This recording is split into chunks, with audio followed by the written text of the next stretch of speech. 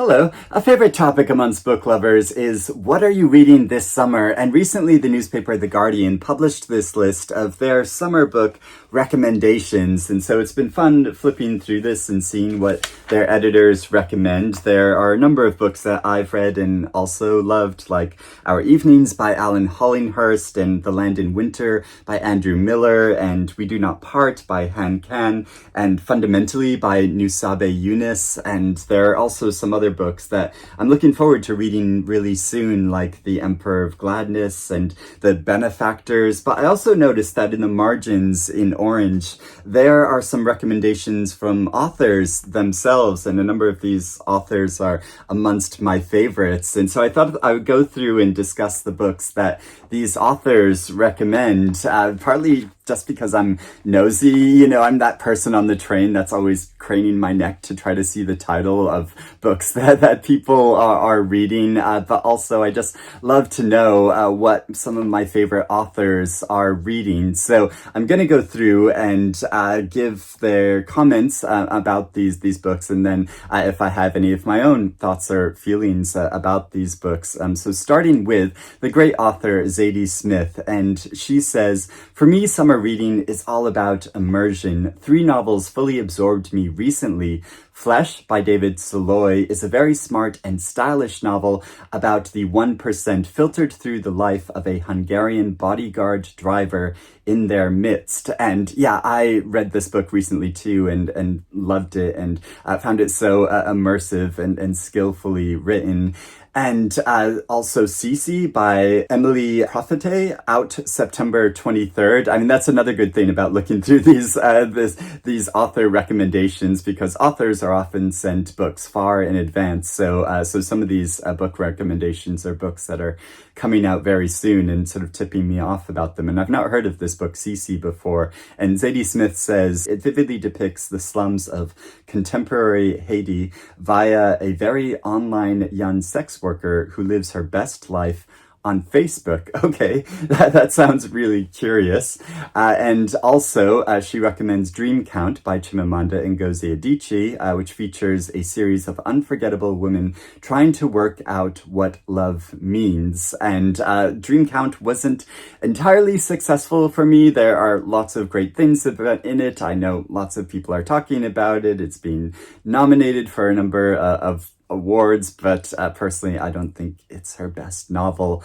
And Zadie Smith says, finally, this summer read I'm looking forward to myself is Convenience Store Woman by Sayaka Murata, a true original. And I'd read Convenience Store Woman a number of years ago. It completely blew me away, the way it gets into the mind of this character and gives a very different point of view. And so I loved reading that too.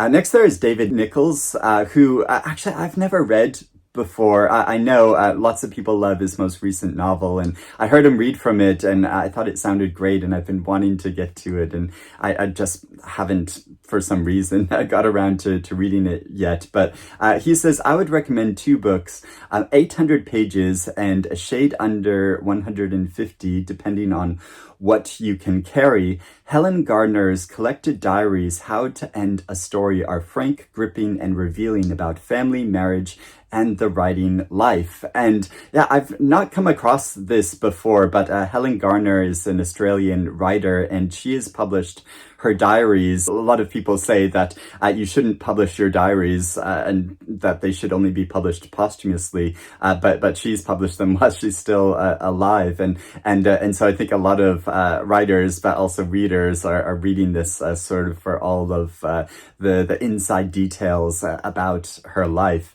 And also David Nicholls recommends Anthony Shapland's debut, A Room Above a Shop, and he says it's a small, tender love story, almost a poem. And I just read this very recently, and I absolutely agree. It is very poetically written, and it's composed of short sections of a story collecting together the experiences of two individuals in Wales, two men, and their relationship with each other, and it does so beautifully. I thought this very short novel is gorgeous, and it can be read very quickly as well. Although, yeah, I wanted to take my time with it as well and absorb it completely. And Bernardine Evaristo says, No Small Thing by Orlaine McDonald is one of the best debut novels I've read in recent years. This is a book that was listed for the Nero Book Awards earlier this year. And she says, a family of women, mother, daughter, and granddaughter carry unresolved and unspoken trauma that's passed down through the generations. This poisons their relationships and ability to fully function in society. Intense, visceral, and beautifully written, McDonald's novel captures their damaged souls. And yeah, this is a novel, I think that sounds so original and fascinating, and that I've been wanting to get to read as well. And Evaristo also recommends Stag Dance by Torrey Peters. This is the follow-up to her best-selling novel Detransition Baby, consisting of 3 short stories and a novella. This is adventurous, mind-expanding, and provocative fiction that skillfully serves up different possibilities of gender and sexuality. And yeah, I totally agree. I was completely enraptured reading this book, and the wild, imaginative places that Torrey Peters goes to. And also it was wonderful going to see her read and talk about it. And she signed my book for me here. So now this treasured possession of mine that is staying up on my shelves. Now, Yael van der Wouden, who won the Women's Prize for Fiction this year, she says, The Pretender by Jo Harkin tells the story of Lambert Simnel, the Tudor pretender. It's funny and it's devastating. I'm having a fantastic time reading it. And yeah, I've been hearing about this book, and I think it sounds so interesting. So I need to get a copy of this next time I go to a bookshop. Katherine Rundell, who I bumped into at the Women's Prize party this year, is so lovely. She's a friend of Anna James. And Katherine Rundell says, My favorite novel so far this year has been James by Percival Everett. It has the satirical bite of his previous work, but a furious generosity that is its own. A reimagining of Mark Twain's Huckleberry Finn. Its premise is that the language of the enslaved is a learned facade to appease the white slavers. I read Huckleberry Finn first and then James immediately afterwards. A fantastic reading experience. And yeah, I know a lot of people have done this of going to read or reread Huckleberry Finn. I reread it because I hadn't read it since I was a child, and then read this, and it did really enhance the experience. I don't think it's absolutely necessary to read Twain first, but yeah, and that's always the big debate with this novel. But yeah, this is such a tremendous book, and I'm so glad that it's still being recommended by people.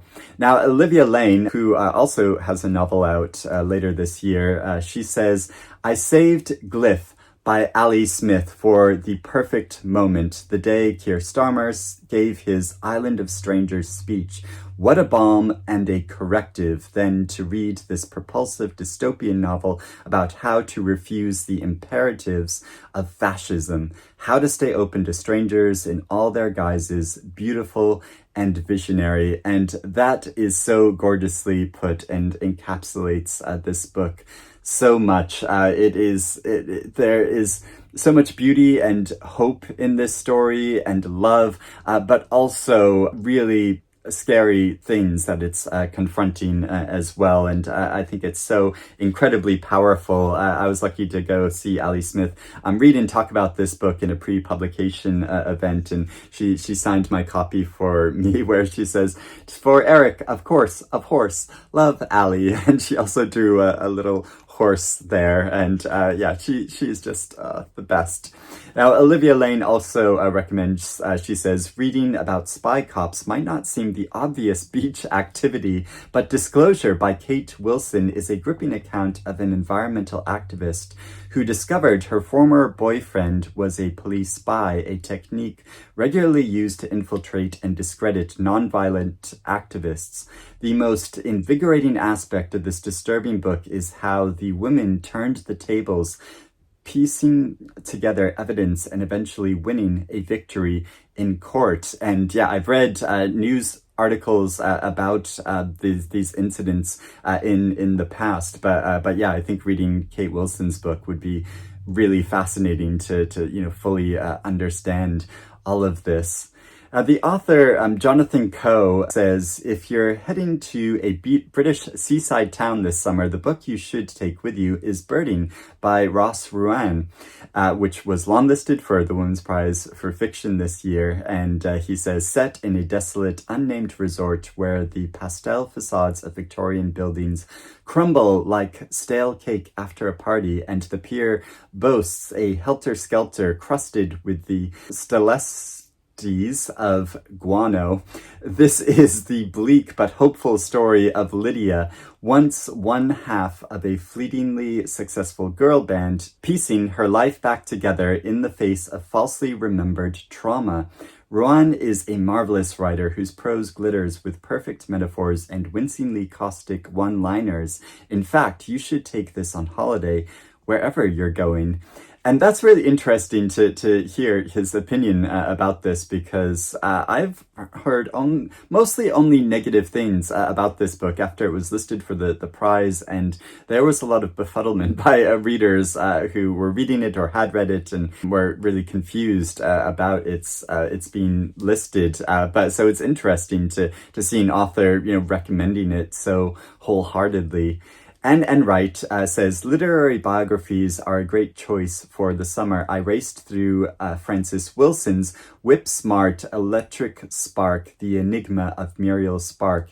And I'm currently loving An Afterlife by Francesca Wade, her searching and eloquent double biography of the life and posthumous reputation of Gertrude Stein. And yeah, this is a biography I've been really wanting to read as well, and really looking forward to, because I really don't know all that much about Gertrude Stein's life or have too much of an understanding about her creative work either. So I'm really curious to explore this, and I've read Francesca Wade in the past. I think she's a fantastic and really fascinating writer. So Enright also says that in fiction, my big recent discovery has been the work of Samantha Schweblin.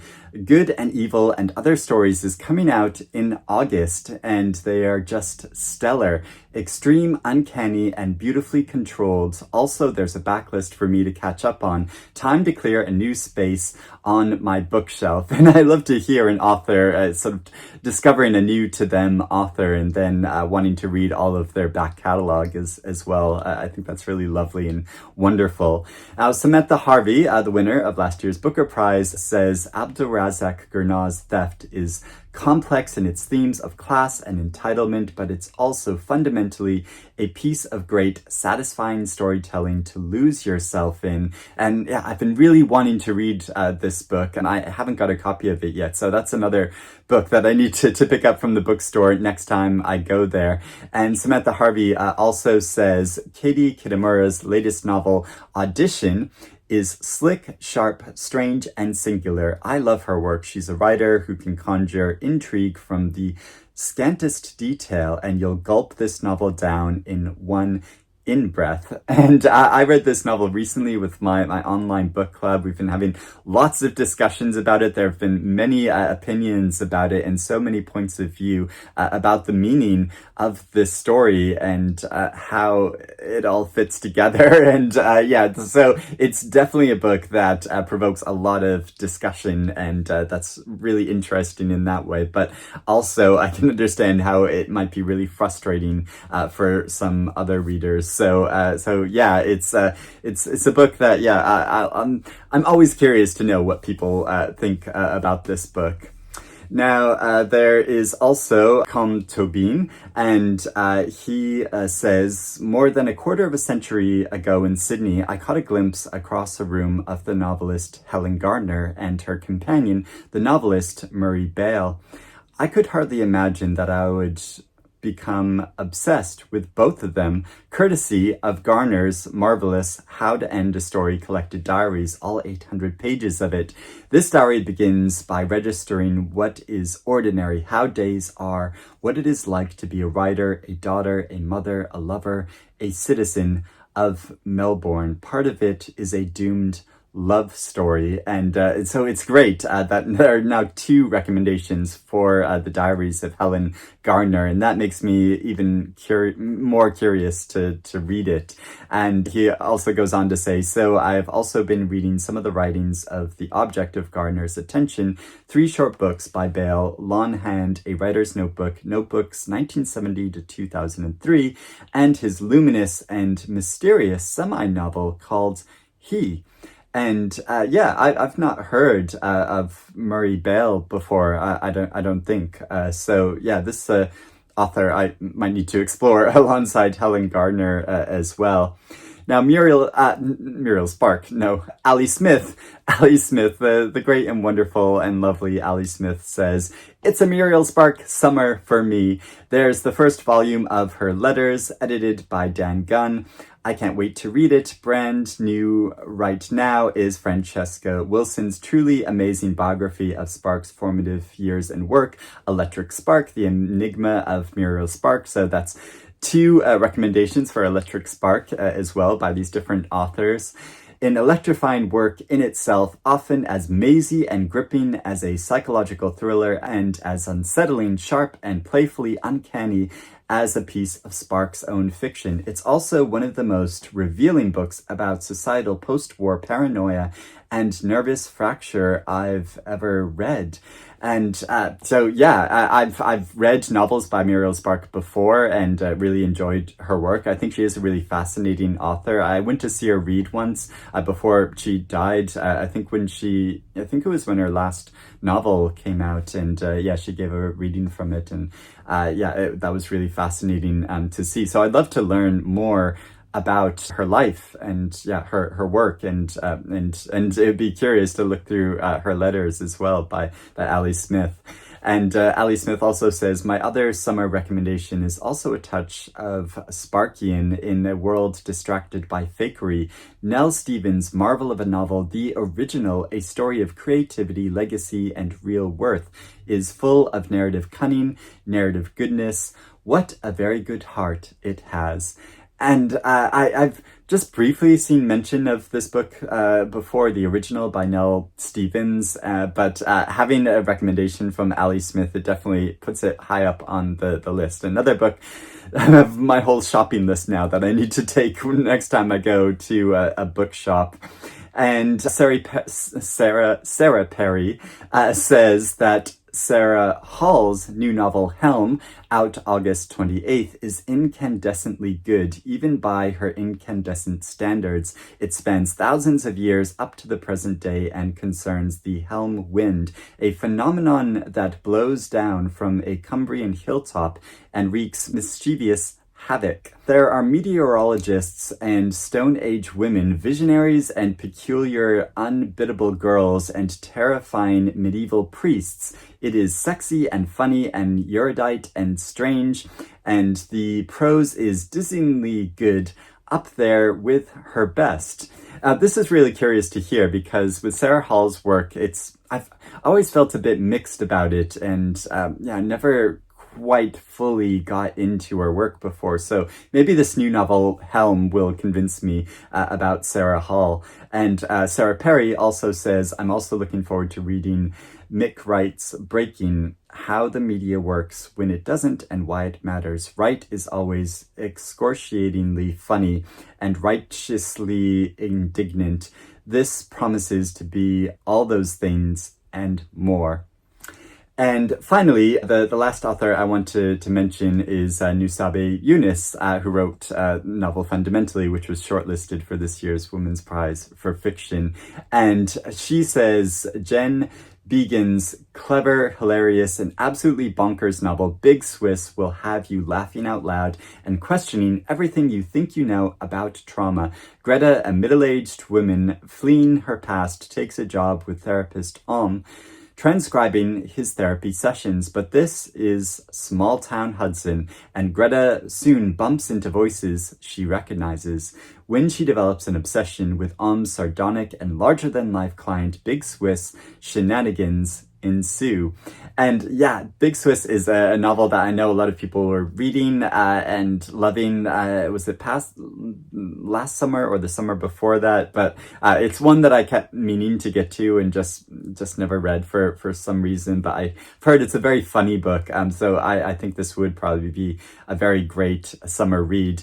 And also, Nussaibah Younis recommends Stag Dance by Torrey Peters. A quartet of stories, covers utterly original ground and will keep you captivated with its voice, energy, and wit. There's a hormone-inhibiting virus forcing cis people into parity with trans people. There are two loggers in the 1900s battling for the affections of the Axeman in chief. There's a sexually confused boarding school love story and a trans fetishist competing for legitimacy with a trans traditionalist, and randomly, there are a lot of pigs. Now, it's so great that Younis recommends Stag Dance. Second recommendation for Stag Dance as well. But because of the great coincidence that when I went to see Torrey Peters talk about her book, Nussaibah Younis was sat in front of me, and we just got to chatting about books, and I didn't realize who she was at first until she revealed, because I was talking about how I was reading books from the Women's Prize, and she said, "Oh, well, I'm on the short list," and so that was a great coincidental thing. And yeah, in the talk with Torrey Peters, it was mentioned how pigs feature in a number of these stories. I think 3 of the 4 stories in the book feature pigs in this way. So that's a very random way to finish talking about all of these author recommendations. But there are more authors recommending other books, so I'll put a link to this article below if you want to go and look through the article itself. But yeah, it's really fun to hear about what authors have been reading recently and what they are recommending. So thank you for watching this video, and I hope you're doing well and having a good summer and reading good things, and I will speak to you again soon. Bye bye.